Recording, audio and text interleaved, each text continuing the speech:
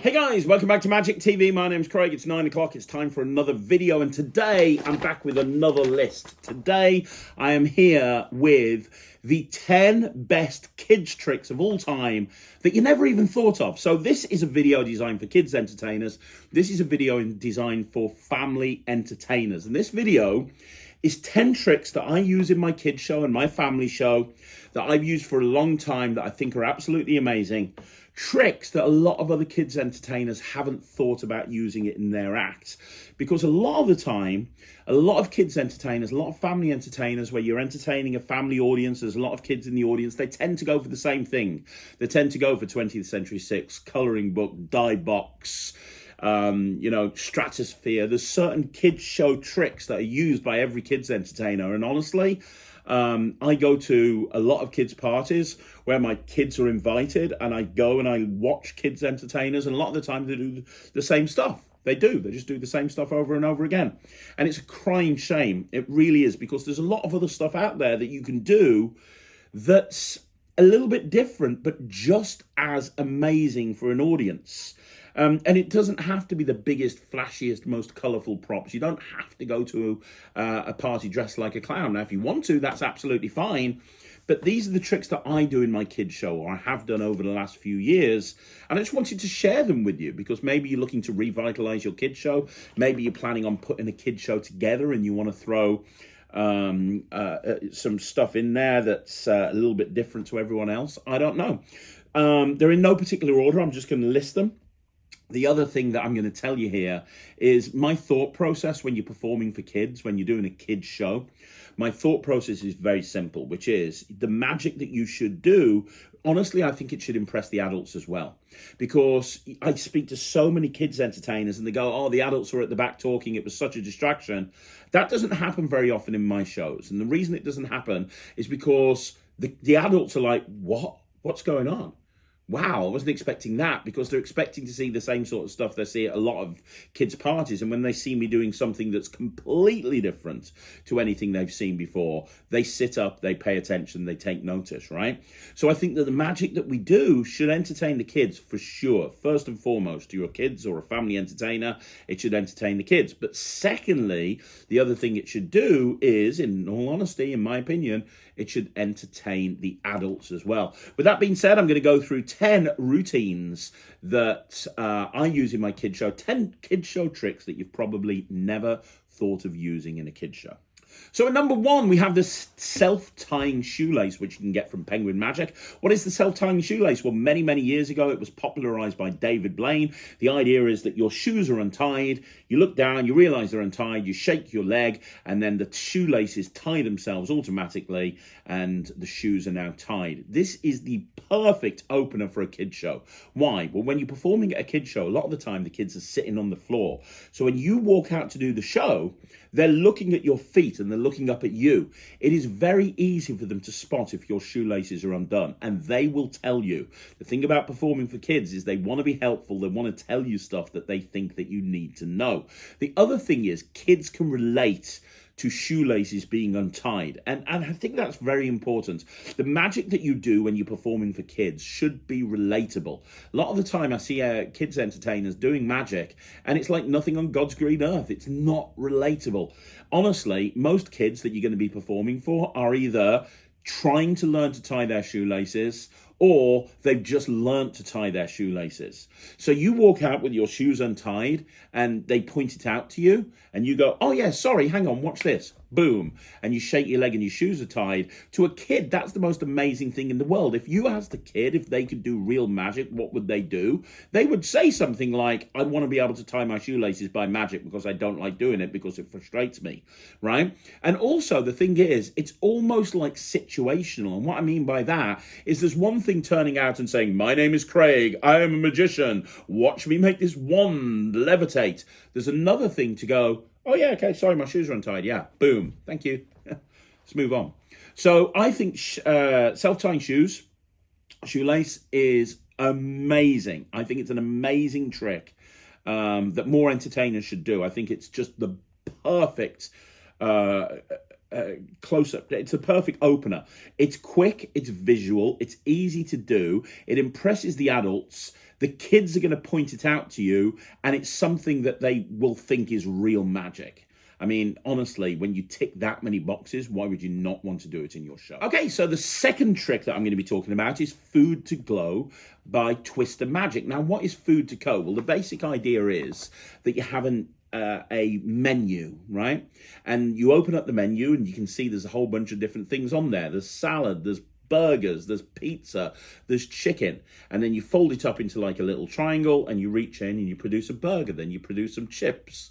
This is, again, very, very situational, because I'm telling you, most kids like fast food, right? And if you ask them something that they could do by magic, if you could do something by magic, what would you do? A lot of kids are going to say, oh, I'd like to be able to make chips appear, or a burger appear, or fries appear, or sweets appear, or something like that, right? So I do this in a very situational way, and Ryland does this in his show as well.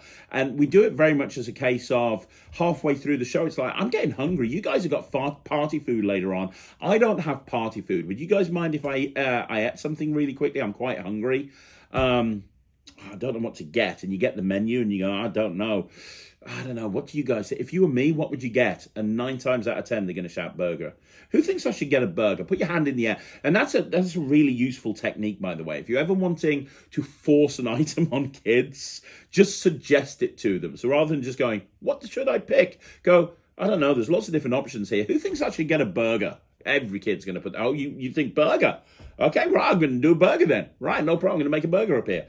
And then you do this. You show your hands empty. Boom, you make a burger appear. What? And then you make chips appear or fries appear, and you've just made them appear out of this menu and then you open the menu and you show that the burger and the fries are no longer there, because that's the other part of this trick. Once you've made the food appear, it's no longer there. It's gone. All you've got is this blank thing. It reminds me a little bit of... was it Cyril who, went into a fast food place and pulled the burger out? It's that same sort of thing. Kids would really like to be able to do this. And then I just put the burger and chips to one side. Ryland, in his show, he puts it into a box. So he makes the burger appear, puts it in a box. He makes the fries appear, puts it in a box. He then shows they've gone, and then he opens up the box to eat them, and they've disappeared, and they're back on the menu. And he's going, oh, I'll eat when you guys are eating later on. But that's his second trick, Food to Go by Twister Magic. It's a fantastic trick to do in a kids or a family show. Okay, next up we have Extreme Burn by Richard Sanders, or any variation of Pat Page's Easy Money. There's lots of different versions. I use Extreme Burn, locked and loaded. Because look, here's the thing. Kids may not understand the value of money, but they understand that they need money to buy things. Kids of any age, take them to a toy shop. Mom, can you buy me this? Can you buy me this? Can you buy me this? They understand that money is needed in order to buy stuff. So being able to, and it doesn't have to be money, it can be anything. So I use money. So my opening thing when I do Extreme Burn is like, hey, who has pocket money here? Who has pocket? Put your hand up if you have pocket money. How much do you have? How much do you have? Again, making it really interactive. How much pocket money do you get? Oh, okay. Well, as a magician, I don't need pocket money. I don't need pocket money because I can make money by magic. Would you like to see? Yeah, look, I've got some pieces of paper here. Can you all shout abracadabra? Boom. And now I've got like all these £20 notes. And I'm like, there you go. That's how you make money as a magician. Any questions? And it's just this one visual moment. And again, that's something that a kid could wish they could do. Now, Ryland takes a different approach when he does his kid show. He makes Rubik's Cubes appear because he does a trick with Rubik's Cubes, normally Time Cube or Venom Cube. And he says, I collect Rubik's Cubes. And one day I was at the shop with my mom and she told me she wouldn't buy me anymore because I've got too many Rubik's Cubes. Who goes to the shops and their mom and dad said they won't buy them a toy? It's a nightmare, isn't it? But luckily, as a magician, I can make as many cubes as I want to. Watch this. And then he goes through this whole thing where he makes like about 20 Rubik's Cubes appear. And it's more interesting for the kids when they see that because it's like, well, hang on a minute. How's he doing that? I would love to be able to make toys appear by magic. That's something that I want to do, right? I want to be able to make money appear by magic. Again, hopefully you're seeing a recurring theme here, which is think about stuff that kids would find relatable and do magic with that. You look at all of this stuff. I'm not using big boxes or anything like that. We're not doing big, colorful boxes, but we're doing stuff that's relatable that also the adults are going to be super impressed with as well.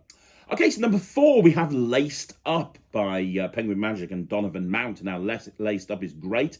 It was 2023's Penguin Magic Trick of the Year, or 2022's Trick of the Year. If you don't know what it is, you move the bow off your you move the bow and then you put it back up, and it looks amazing, and you can have the ring on there and a whole bunch of different stuff. It looks incredibly visual. Now, you do that to kids, bearing in mind your feet are down on the floor. So they're normally sitting on the floor. So when you do Laced Up, it becomes way more visual because they can see it. They're there right in front of it. They have a very unique vantage point for watching this trick compared to if you're performing in a walk around situation or on stage. And that visual, anyone who's seen Laced Up knows how visual that moment is when the laces move from one place to another. Also, most kids shows, you're going to have little girls that have got rings on, little plastic pieces of jewelry and stuff like that. So you can take a ring, you can put the ring on the shoelace, you can move the shoelace up, take it off. Honestly, it's not just a trick for adults. Kids freak out at that, but the adults that are watching are going to be just as impressed. Hopefully at this point, almost halfway through the list, you're getting my point. The magic doesn't have to have big boxes. It doesn't have to be colorful. It needs to be relatable. It's something that the kids can relate to and something that the adults are going to find impressive as well. Okay, in 5th place, we had Gypsy Balloon. I don't see many people doing Gypsy Thread. I especially don't see many people doing Gypsy Balloon. I saw Steve Gore do it a little while ago at a show, and he did it beautifully. But you don't see many people doing Gypsy Balloon anymore. If you don't know what it is, you have a balloon on stage, and it's inflated helium balloon, and you take the balloon by the cotton that's holding it, the string that's holding it, and you break the string just like Gypsy Balloon, and then you take the pieces, you put them into the string, and you let go, and the balloon floats back up like that, and the string has fixed itself. It's a beautiful moment. Now, the downside is you got to carry a little canister of helium around with you before the show. You got to fill up a balloon, but it's worth it as far as I'm concerned. If you're doing a kid show, you're going to take a bunch of other stuff in there anyway, so it's fine taking this canister of helium. But that is one of the most beautiful moments of magic that you will ever see, especially if you do it to music. You do it to music, slowly to music, and don't be afraid to use music in a kid's show. A lot of people go, I don't use music in my kid's show. Ryland's show is 60% music when he does kid shows, and it works brilliantly. And this is the perfect trick to do to music. And then if you've got a birthday kid, when that balloon just goes back, you give it to the kid, and they get to keep it, and it's a really nice moment. But here's the thing, right? Kids can relate to balloons. Kids love balloons. So when you've got that balloon there and you start breaking the thread. Again, that's something, how many kids have actually had that moment where they're holding a balloon outside and they let it go and it goes flying up into the air? Every kid's had that situation. So you start breaking that thread, that's something that every kid can relate to, and then you restore it. How many kids break stuff and their parents are mad at them that they've broken it? Having the ability to repair something that's broken, again, is something that every kid can relate to. And it's also something that will work to an entire audience, and it grabs the attention. I've seen Ryland do this in a show, and it was a kid show and everyone was talking. All the adults were talking in the background. The kids were transfixed. The adults were talking in the background, and the music started, and he did this. And when the second he started, all the adults just stopped and turned round. It's a really beautiful moment of magic. Okay, so next up, you have Bite Out Cookie. Now, Ryland recently started doing this in his kids show, and the reason is he had to learn it for the the Magic for Everyone kit for Penguin Magic, because he was, kind of booked to go over there and to Columbus and film as part of the Magic for Everybody box set, which is an amazing box set.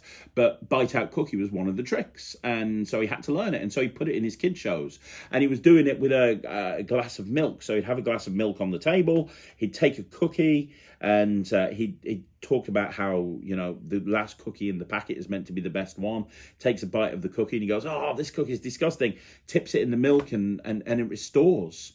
And just that moment where he tipped it in the milk and it restored was a beautiful moment of magic, and kids can just relate to that. Imagine, again, kids love cookies. Can you imagine a kid being able to, would they like to be able to have an infinite cookie where they take a bite and it keeps coming back over and over again? Hell yeah, they would. So you do something that is relatable to the kids, and it's super visual. Whether you dip it in the milk and it restores, or you blow and it restores, it looks great. And then Ryland would actually vanish it at the end and make it disappear and make it reappear in the packet. Again, you're doing magic with stuff that kids can relate to. Kids love cookies. And it's as simple as that. I mean, you're seeing over and over again my thought process when it comes to kids shows, which is it doesn't have to be big boxes. It just simply needs to be stuff that the kids can relate to, that's very, very magical, that the adults are going to enjoy as well. And if we get away from the tricks that everybody else is doing, it makes our show more special and more unique. On the subject of cookies, the next point I want to make is Overstuffed. Now, Overstuffed is by Bizarro and Theory 11, and it came out years ago. And for a while, every single social media magician was doing Overstuffed. It was one that you saw over and over again on TikTok. But for the last couple of years, you've not really seen it being done, which means it's kind of fresh, right? If you don't know what Overstuffed is, it's the idea of getting a cookie and making it twice as big. And Ryland does this really wonderful routine where he takes out 2 cookies. He uses 2 Overstuffeds, and he takes out 2 cookies, and he takes a glass of milk and he takes a straw and he blows the straw into the cookie, and it expands. And he talks about how, I want to who here likes cookies? Oh, you like cookies? Who here likes the cream in the cookie? Who here opens up the cookie and licks the cream out? Oh, I do that as well. Who would like to double the amount of cream in their cookie? You would? I'm going to show you how. It's really simple. Just get a glass of milk and a straw. Get some milk. Who likes getting milk in a straw and then dropping it back down? Yeah. Get some milk in a straw and then just blow it into the cookie. And when you do, it's going to go twice as big. And they react so strongly to that. I've never seen a kids entertainer do this, but I don't know why, because, I mean, you're literally telling the kids something that would you like to double the amount of cream in your cookie? Every kid in the world is going to say yes. But then Ryland goes into this thing where he takes another cookie out the packet, and he does this look no three thing where they keep changing places, and the straw is being used to make it jump from one to another. It's this whole routine that lasts about 3 or 4 minutes with music playing in the background quietly as he's explaining what he's doing. And it's super magical. It's super magical. It's super visual. And this trick that's only ever, as far as I'm aware, being done by close-up magicians and by social media magicians is the perfect kid show trick, but nobody's doing it, and I'm not too sure why. Ryland kills with it in his show. And again, kids relate to cookies. Adults will find this super impressive. It's not big boxes. Enough said. Okay, so the next thing I'm going to talk about is the Hummer card. Now, I'm adding this to the list. I haven't done it. Ryland hasn't done it. He's planning on putting it into his show. We went to the Midwest Magic Convention and saw Nick Locapo's lecture, and Nick performed the Hummer card in his lecture and also at the beginning of his show, and it was incredible. A lot of seasoned magicians think of the Hummer card, which is the card that spins around in the air. They think of it as this dealer item trick that you sell to tourists in Vegas, right? But in reality, this is one of the most magical things that you can see. When Nick does it in his show, he just brings the roof down. He really does. And it looks so magical. And the second that Ryland saw this, he was like, I want to do that. I want to do that. And I was watching the kids in the audience watching Ryland. And the kids in the audience were watching Ryland. Sorry, not Ryland, Nick. The kids in the audience were watching Nick. And when he was making this card spin around his body and through this hoop, they were just like, oh my God, what is going on? Because, again, would you like to be able to make things float? Hell yeah. Of course I'd like to make things float. I see their face when Ryland does Dancing Hank and Ryland does Dancing Kane. He brings the roof down with that at a kid's show. So, of course, this is going to be something spectacular as well. So, yeah, I mean, if you've never thought about doing the Hummer card, do it. You know, just bring a... Who'd like to see this float? Because the way Nick does it is he starts off and he gets a kid to hold their hand out and he puts the card in their hand and he goes... and it comes up into his hand, and then he spins it around. It goes all over the place. He puts it in a glass. It flies out the glass. It's beautiful. Go and watch Nick's lecture. He's got some notes on how to do the Hummer card, and he teaches his whole routine. It's something that you want to see. The second me and Ryland saw it, we knew we wanted to include that in our kids show. Okay, so this is a bit of a different one. This is card to pocket. Now, I'm not talking about pick a card, sign it, oh, it's in my pocket. I'm talking more of the traditional card to pocket, and I use the John Carney version of card to pocket from Carnicopia when I do this in my kids show, which is you've got 10 cards, and one at a time they go into your pocket, right? So I've got 10 cards, 1, 2, 3, 4, 5, 6, 7, 8, 9, 10. Look, if I snap my fingers, one of them goes over here. How amazing is that? Look, I'm going to do it again. Now I've got another one over here. It's a beautiful routine. Now, I know a lot of people are going to say, you don't use playing cards for kids. And in a way, I agree. However, this is not a card trick. I'm just using cards in order to have it's about the amount of cards that I've got, not what the cards are. You could use Pokemon cards. You could use WWE cards. How many times do you get booked for a kid show and they go, oh, there's a Mario theme. Can you incorporate that? We'll get some Mario trading cards and do it with Mario. I've got a Pokemon theme. Can you incorporate Pokemon tricks? Get some Pokemon cards and do it with that. But the kids react so strongly to the cards jumping from here to the pocket. And if you've seen John Carney's way of actually making a card jump across, if you haven't seen it, if you've got a jacket on with a shirt or a black t-shirt like me, you can, he's got this wonderful gimmick where you actually see the card going across from one side of the jacket to the other. That's a beautiful thing to throw in the middle of this routine. You just see it go, whoop. Oh, wow, there's the next one. But yeah, I mean, the kids really, I get them all to count out. Everyone count along the amount of cards. 1, 2, 3, 4, 5, 6, 7, 8, 9, 10. Very good. Now, if I take one away, how many does that leave? 9. And look, now I've got one in my pocket. Now there's 9 over there. Everyone counts along with me. 9. Now we'll do 2 at the same time. Everyone say go. You know, it's a really energetic routine. Never seen anyone do it for a kid show. Never seen anyone do it for a kid show, but it shows skill. The adults at the back are going to love it. And because and again, you're probably thinking, well, hang on, it's not something kids can relate to, playing cards, and I get that, but most kids that I'm performing for, they're learning about maths, they're learning about counting, and I present this as a counting trick. Who's good at counting? Who can count to 10? Who can count to 7 million? You don't need to count to 7 million, we're going to count to 10. Everyone, let's have a practice. I've got 10 cards here. It doesn't matter what the cards are, but there's 10 of them. Everyone count along out loud. 1, 2, 3, and you're into it. Now they're really excited because they've been learning this stuff in school, and now you're doing a trick that involves everything that they've been learning. It's perfect. Do card to pocket in your trick, in your act. Trust me. Okay, the final thing that I'm going to be talking about is the final trick is EAR. Otherwise known as Everything's Radio by Jeff Williams. It was on the Miracle for Mortals videos many years ago. And you can do the same thing now with Equalizer, which has recently come out by Joel Miranda. So what is EAR? Well, it's the whole idea of having a card, having a business card. The way Jeff did it, it was a business card, and he would draw a radio on there. And then he'd get them to press a button, and when he presses the button, the music would start. And it would just appear out of this thing, and it was just, the music would just start, and it would just appear. And, you know, and then he'd press the button, he'd switch it off, he'd press the button again, he'd come on, he'd tear the thing in half, and the music would stop, he'd touch them together. Well, you can do that same sort of thing with Equalizer, or, in all honesty with you, if you have a Bluetooth remote and you have some sort of music cueing software, you can actually do this thing so that music comes out the speakers that you're using. But it's the whole idea of having a pad, right? And you draw a radio, or you draw an old-fashioned radio on the pad, and you say, everyone knows what this is. This is radio. This is what you used to play music in the olden days when I was a kid. And what you'd do is you'd press the button, and obviously music would start. Now, obviously, music's not going to start here because it's not real. It's a drawing, and you press the button and nothing happens. And you press the button, and now music starts, and you've got this whole... And it's a really funny moment to the kids. And then you switch it off and you go, that was weird. Did anyone hear that music? And it really, you know, it's so funny.